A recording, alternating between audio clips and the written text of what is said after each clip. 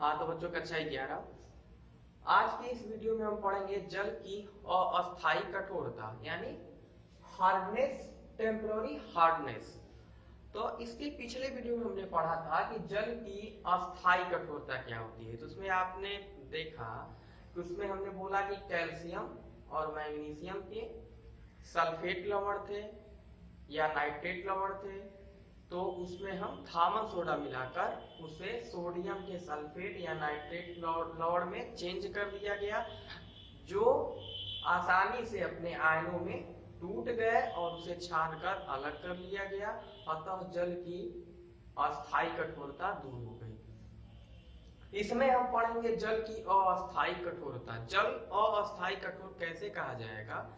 तो यदि जल में कैल्शियम और मैग्नीशियम के बाइकार्बोनेट आयन या बाइकार्बोनेट यौगिक उपस्थित रहते हैं तो उसे हम जल की अस्थायी कठोरता यानी टेम्पररी हार्डनेस कहते हैं। तो इसे दूर करना थोड़ा सा मुश्किल काम नहीं होता है, आसान ही है।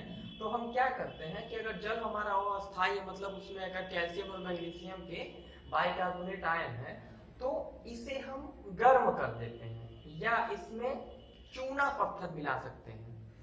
तो जब ऐसे वाटर को हम एक फिक्स टेम्परेचर पे कुछ समय के लिए गर्म करते हैं तो कैल्शियम और मैग्नीशियम के बाइकार्बोनेट हुए, इसका मतलब हुआ कि कैल्शियम बाइकार्बोनेट CaHCO3 का होल ट्वाइस और मैग्नीशियम बाइकार्बोनेट MgSCO3 का होल ट्वाइस।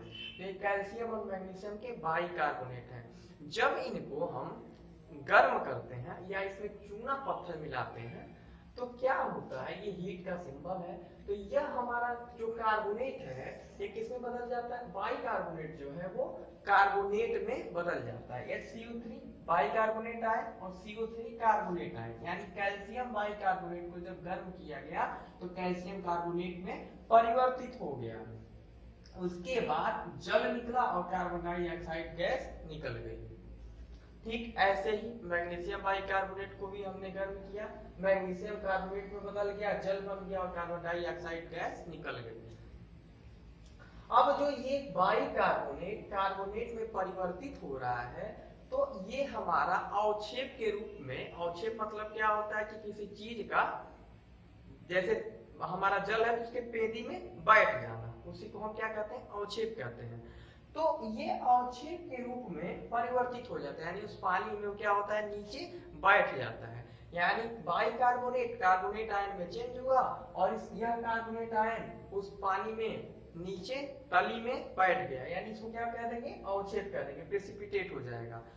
तो उसे हम क्या करेंगे? इसे छान कर फिर हम अलग कर लेंगे, तो हमारा जो जल होगा उसकी जो अस्थायी कठोरता है वो दूर हो जाएगी, क्योंकि हमारा बाइकार्बोनेट आयन कार्बोनेट आयन में चेंज हो गया, जो कि अवक्षेप के रूप में परिवर्तित हो गया, और इस अवक्षेप को क्या करेंगे? हम अलग कर लेंगे। तो अगर आपको इसमें लिखना चाहें तो आप लिख लीजिएगा कि जल की अस्थायी कठोरता में लिखिएगा कि जल में, यदि जल में कैल्शियम और मैग्नीशियम के बाइकार्बोनेट आयन उपस्थित होते हैं तो उसे हम गर्म करके या चूना मिलाकर गर्म करते हैं, जिससे कैल्शियम और मैग्नीशियम के बाइकार्बोनेट कार्बोनेट यौगिकों में चेंज हो जाते हैं, परिवर्तित हो जाते हैं, बाइकार्बोनेट कार्बोनेट यौगिकों में परिवर्तित हो जाते हैं, जिसे जो अवक्षेप में परिवर्तित हो जाते हैं और इन्हें छानकर अलग कर लेते हैं। अतः हमारा जल शुद्ध हो जाता है। तो इन दोनों रिएक्शन को आप लिख लीजिएगा, दोनों इक्वेशन।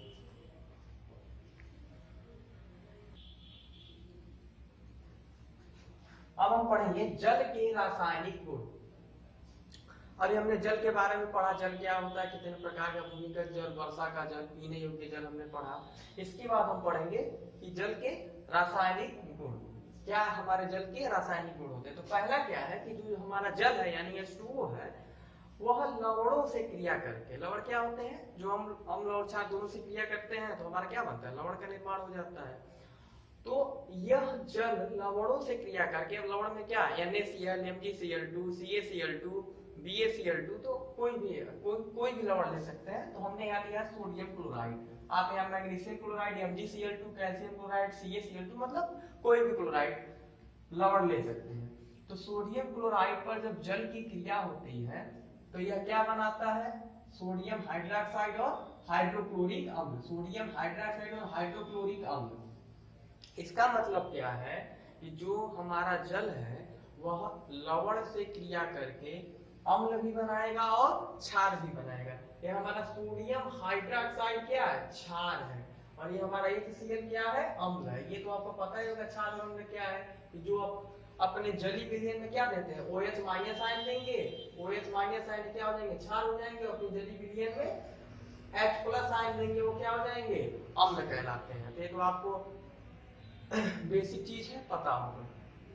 तो पहला पॉइंट आप लिखेंगे कि जल लवणों से क्रिया करके अम्ल एवं क्षार दोनों बनाते हैं। तो यहाँ पे आप चाहे तो मैग्नीशियम क्लोराइड, कैल्शियम क्लोराइड का भी एग्जांपल दे सकते हैं। मैग्नीशियम क्लोराइड लेंगे तो क्या बनेगा, यहाँ मैग्नीशियम का हाइड्रोक्साइड बन जाएगा और HCl इसमें भी बन जाएगा। दूसरा कह रहा है कि यह धातुओं के ऑक्साइड से, अब मुख्यतः फर्स्ट ए सेकेंड ए समूह के तत्वों की, धातुओं की ऑक्साइड की बात करेंगे। तो जल धातुओं की ऑक्साइड से, यानी Na2O, MgO, मैग्नीशियम का ऑक्साइड, कैल्शियम का ऑक्साइड आप ले सकते हैं। तो किसी भी तत्व के धातु का ऑक्साइड, मेनली हम कह रहे हैं मुख्यतः फर्स्ट ए और सेकेंड ए समूह की बात करेंगे। तो धातुओं के ऑक्साइडों से जल अभिक्रिया करके क्या बनाता है, NaOH क्या है, क्षार है, उनकी हाइड्रोक्साइड बनाता है। OH को क्या कहते हैं, हाइड्रोक्साइड कहते हैं, या आप कह सकते हैं क्षार भी बनाता है। तो इस पॉइंट में हम लिखेंगे कि धातुओं के ऑक्साइड से क्रिया करके उनकी हाइड्रोक्साइड बनाता है या क्षार बनाता है। तो Na2O यानी सोडियम का ऑक्साइड, ये H2O जल हो गया, और NaOH सोडियम हाइड्रोक्साइड, तो ये हमारा क्या हो गया, क्षार बनाता है। अगला पॉइंट, ये पॉइंट इंपॉर्टेंट इसलिए हो जाता है कि इसमें हम बात करेंगे उभयधर्मी। उभयधर्मी का मतलब क्या होता है कि जो हमारा पदार्थ है, जो हमारा यौगिक है, वो अम्ल से भी क्रिया करे और क्षार से भी क्रिया करे। तो ये हमारा जो जल है यह दोनों से क्रिया करता है, अम्ल से भी क्रिया करता है और क्षार से भी क्रिया करता है। तो दोनों से क्रिया करके हमारा कंपाउंड बनाएगा, जो यौगिक बनाएगा, इसी की वजह से कहते हैं यह उभयधर्मी है। तो आप लिख लीजिएगा कि जल एक उभयधर्मी ऑक्साइड है या यौगिक होता है।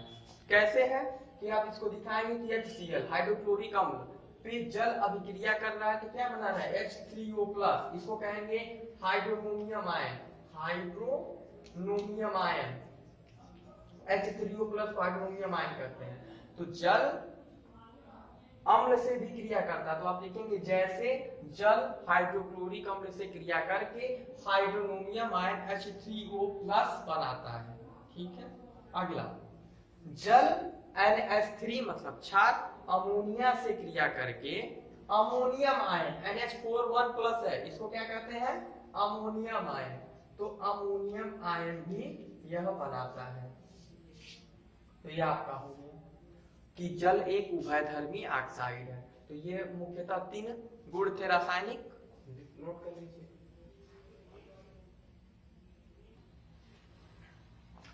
अब आपके जो क्वेश्चन पूछता है प्रश्न कि जल क्या है, या जल के बारे में सामान्यतः कभी भी आए कुछ भी, जैसे पूछे कि जल के 2 रासायनिक गुण बताइए और इसके महत्वों का वर्णन करिए। कभी कोई महत्व भी पूछता है, 2 रासायनिक गुण दे देगा, तो आपको पहले जल के बारे में लिख लेना चाहिए कि जल 1-2 लाइन के बारे में आप क्या जानते हैं, जल क्या है, उसका फार्मूला क्या है, तो वो थोड़ा सा सामान्य परिचय लिख लेना चाहिए। तो जल का महत्व क्या है, ये तो आप जानते हैं कि हम कहते हैं जल हमारा क्या, जल ही जीवन है। तो हम लिख सकते हैं इसमें कि जल ही जीवन है। यह हम सभी जीवधारियों जैसे जंतुओं, पौधों, मनुष्यों सबके लिए जल की अत्यंत आवश्यकता है, मतलब बिना जल के जीवन संभव ही नहीं है। तो आप पहला पॉइंट लिख सकते हैं कि जंतुओं, पौधों और मनुष्यों सबके लिए जल की आवश्यकता होती है, अतः जल कहा भी गया है कि जल ही जीवन है। दूसरा इसका मतलब क्या है कि जल का उपयोग हम दैनिक क्रियाओं में करते हैं। दैनिक क्रिया मतलब जो रोजमर्रा की क्रियाएं होती हैं, जो हम रोज करते हैं। जैसे क्या है कि हम जल का उपयोग पीने में के लिए करते हैं, पीने के जल के लिए करते हैं, कपड़ा धोने के लिए करते हैं। ठीक है, तो दैनिक क्रियाओं में जो हम कपड़ा खींचने में, कपड़ा धोने में, पानी पीने में, नहाने में, तो दैनिक क्रियाओं में हम इसका उपयोग करते हैं। ठीक है, तीसरा है कि पौधों में इसका उपयोग कैसे होता है कि प्रकाश संश्लेषण की क्रिया में, जिससे पौधे अपना क्या करते हैं, भोजन बनाते हैं। प्रकाश संश्लेषण में, श्वसन में, और अंकुरण मतलब अंकुरित होने में। तो ये हमारा जो पौधे में आप देख सकते हैं कि जल का उपयोग होता है पौधों में प्रकाश संश्लेषण की क्रिया में, श्वसन में, अंकुरण में, वाष्पोत्सर्जन में जल का उपयोग होता है। तो ये हमारा जल के कुछ इंपॉर्टेंट महत्व होंगे। बाकी तो आप बहुत चाहे तो लिख सकते हैं, लेकिन ये हमने बस एक टॉपिक टाइप इसको हमने इंडिकेट कर दिया है कि आप इसके बारे में जानते हैं। अब इसके बाद बचता है संरचना। जल की जो संरचना क्या है, तो जल की जो संरचना होती है भी आकार की होती है, कुछ ऐसे, मतलब भी आप ऐसे बनाते हैं, ये उल्टा है ना, ऐसे भी होता है, इसको ये ऐसे उल्टा हो गया है।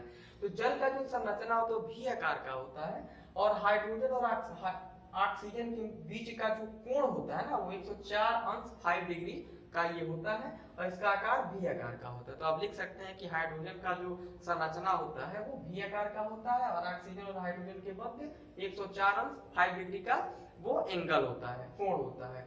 और ये कैसे बना है कि ऑक्सीजन और हाइड्रोजन के बीच 1 इलेक्ट्रॉन की साझेदारी हुई, तो उसको हमने बंद से दिखा दिया, इधर भी उधर बंद से दिखा दिया, और ऑक्सीजन के पायतन उसमें 6 होते हैं, तो 4 यहाँ बच गया, उस 4 को यहाँ हमने प्रदर्शित कर दिया है। तो यह था जल के बारे में आप अभी तक जितना पढ़े।